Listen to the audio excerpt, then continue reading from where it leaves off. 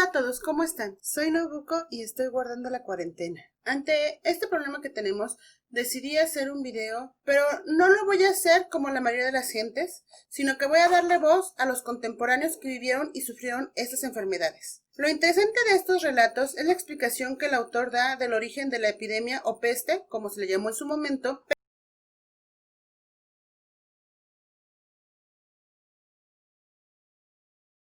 The most optimistic projection for the spread of the virus is this: 24 hours, 36 hours, 48 hours. Para nuestro tercer relato tenemos a Tucídides en su libro de la Guerra del Peloponeso, que es una crónica que se escribió al poco tiempo de haber concluido la guerra, que es narrada desde la primera persona. La peste de Atenas se encuentra en el libro octavo y dice así. Al comienzo del verano siguiente, ya llevan un año peleando, los peloponeses y sus aliados entraron otra vez en territorio del Ática por las dos partes como lo hicieron antes, llevando por capitán a Arquidamo, hijo de Seucidamo, rey de los lacedomios, y, habiendo establecido su campo, robaron y talaron la tierra. Pocos días después sobrevino a los atenienses una epidemia muy grande, que primero sufrieron la ciudad de Lemos y otros muchos lugares. Jamás se vio en parte alguna del mundo tan grande pestilencia ni que tanta gente matase. Los médicos no acertaban el remedio, porque al principio desconocían la enfermedad, y muchos de ellos morían los primeros al visitar a los enfermos. No aprovechaba el arte humana ni los votos ni plegarias en los templos, ni adivinaciones ni otros medios que se usaban, porque en efecto valía muy poco, y vencidos del mal se dejaban morir. Comenzó esta epidemia, según dicen, primero en tierras de Etiopía, que está en los altos de Egipto, y después descendió a Egipto y a Libia. Se extendió largamente por las tierras y señoríos del rey de Persia, y de allí entró a la ciudad de Atenas, y comenzó en el Pireo, por lo cual los del Pireo sospecharon al principio que los peloponesios habían emponzoñado sus pozos, porque entonces no tenían fuentes. Poco después invadió la ciudad alta y de allí se esparció por todas partes. Murieron muchos más. Quiero hablar aquí de ella para que el médico que sabe de medicina y el que no sabe nada de ella declare si es posible entender de dónde vino este mal, y qué causas puede haber bastantes para hacer de pronto tan gran mudanza. Por mi parte diré cómo vino, de modo que cualquiera que leyese lo que yo escribo, si de nuevo viviese, esté avisado y no pretenda ignorancia. Hablo como quien lo sabe bien, pues yo mismo fui atacado de este mal y vi los que lo tenían. Aquel año fue libre y exento de todos los otros males y enfermedades, y si alguno era atacado de otra enfermedad, pronto se convertía en esta. Los que estaban sanos veíanse súbitamente heridos sin causa alguna precedente que se pudiese conocer. Primero sentían un fuerte y excesivo calor en la cabeza, los ojos se les ponían colorados e hinchados, la lengua y la garganta sanguinolentas, y el aliento hediondo y difícil de salir, produciendo continuos estornudar.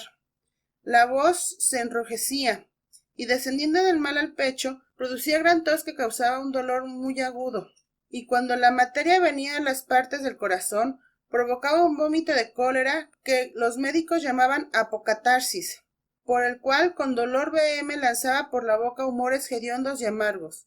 Seguían algunos un sollozo vano, produciéndoles un pasmo que les pasaba pronto a unos y a otros les duraba más. El cuerpo por fuera no estaba muy caliente ni amarillo, y la piel poníase como rubia y cárdena, llena de pústulas pequeñas, que no podían sentir ni un lienzo encima de la carne, estando desnudos y descubiertos. El mayor alivio era meterse en agua fría, de manera que muchos que no tenían guardas se lanzaban dentro de los pozos, forzados por el calor y la sed, aunque tanto les provechaba beber mucho como poco. Sin reposo en sus miembros no podían dormir, y aunque el mal se agravase, no enflaquecía mucho el cuerpo. Antes resistían a la dolencia, mas ¿qué se puede pensar? Algunos morían de aquel gran calor que les abrasaba las entrañas a los 7 días, y otros dentro de los 9 conservaban alguna fuerza y vigor.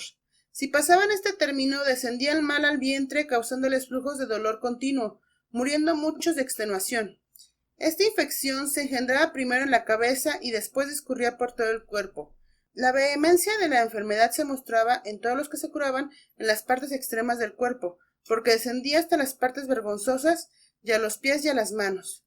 Algunos los perdían y otros perdían los ojos, y otros, cuando les dejaba el mal, habían perdido la memoria de todas las cosas, y no conocían a sus deudos ni a sí mismos.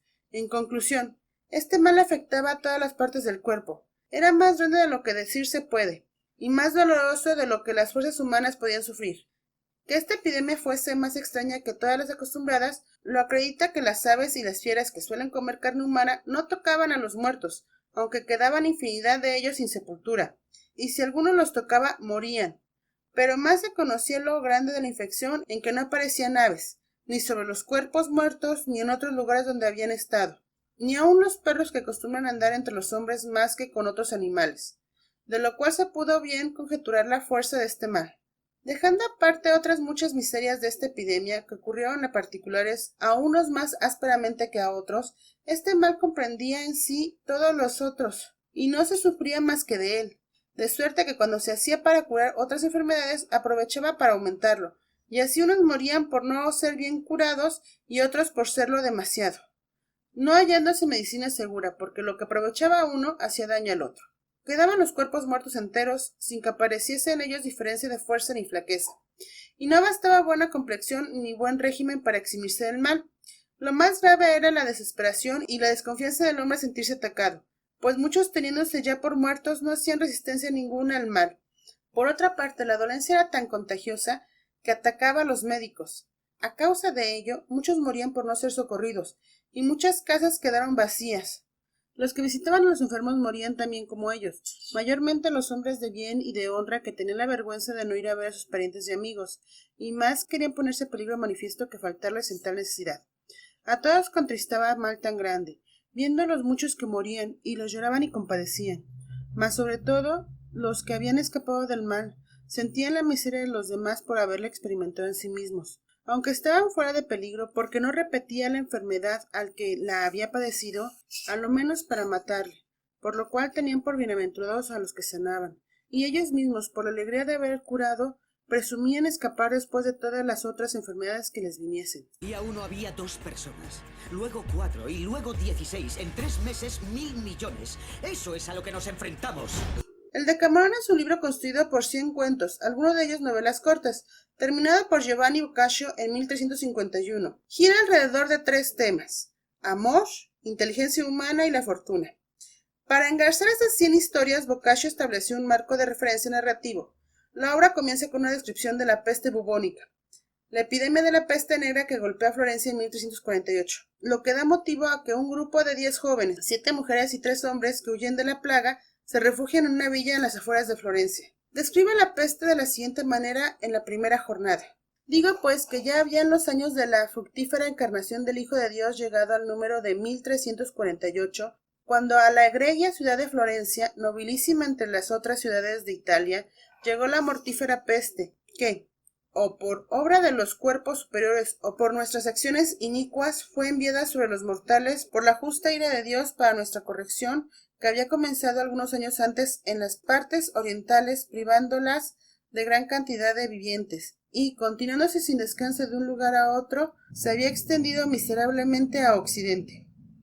Y no valiendo contra ella ningún saber ni providencia humana, como la limpieza de la ciudad de muchas inmundicias ordenadas por los encargados de ello, y la prohibición de enterrar en ella a todos los enfermos y a los muchos consejos dados para conservar la salud, y ni valiendo tampoco las humildes súplicas dirigidas a Dios por las personas devotas, no una, sino muchas veces ordenadas en procesiones o de otras maneras, casi al principio de la primavera del año antes dicho, empezó horriblemente y en asombrosa manera a mostrar sus dolorosos efectos, y no eran como en Oriente, donde a quien le salía sangre de la nariz le era manifiesto signo de muerte inevitable, sino que en su comienzo nacían en los varones y en las hembras semejantes en las ingles o bajo las axilas ciertas hinchazones que algunos crecían hasta el tamaño de una manzana y otras de un huevo, y algunos más y algunos menos, que eran llamados bubas por el pueblo, y que de las 2 dichas partes del cuerpo en poco espacio de tiempo empezó la pestífera buba a extenderse a cualquiera de sus partes indiferentemente,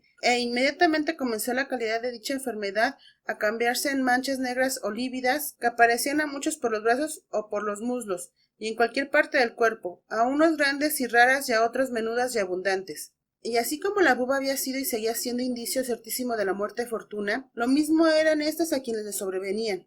y para curar tal enfermedad no parecía que valiese ni aprovechase consejo de médico o virtud de medicina alguna.